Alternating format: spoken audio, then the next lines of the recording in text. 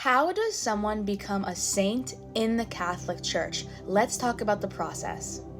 Okay, so after a person dies, if there is a reputation for their lives of holiness, they changed people's lives while they were here on earth, and they were just truly living the gospel, then the local bishop can open an investigation in their lives to see if they can be declared a servant of God. And then the Vatican must give permission that this person is worthy of being permissible to be called a servant of God, and then an investigation can open in their lives. But at this point, they are just called a servant of God if approved by the Vatican. Now the second phase is being called venerable. So now I'll move from servant of God to venerable. Let's talk about what that is. So a detailed study of that person's life is investigated, their interactions with people, how they lived their lives, what they did while they were here, and it's just very deeply studied. So historians, theologians, bishops will look into their lives and see if they truly lived a life of heroic virtue while they were here on earth serving God. And then if this is approved, then the Pope will declare them venerable. So now they move into the next stage.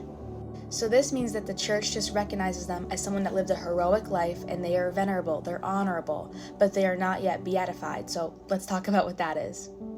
Now the third stage would mean blessed, beatification. That's the third step, but let's talk about what that is. So in order for someone to be beatified, that person has to perform a miracle that is unexplainable by science, that doctors can't even explain it. It has to be an unexplainable miracle that happens right away. It can't happen later down the line. It has to happen right away where people can say this was truly a miracle from God.